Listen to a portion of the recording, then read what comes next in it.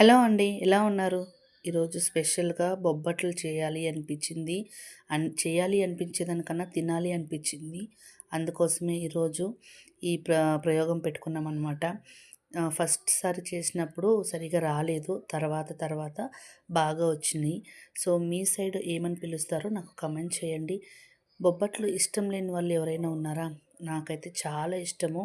ప్రతి మ్యారేజ్‌కి వెళ్ళినా కానీ బొబ్బట్లు ఫస్ట్ పెడతానే నేను చాలా ఇష్టంగా తింటాను. అండ్ మీలో ఎవరికైనా ఇష్టం ఉంటే ఖచ్చితంగా నాకు కమెంట్ చేయండి. చూద్దాము ఎవరెవరికి ఇష్టము అని.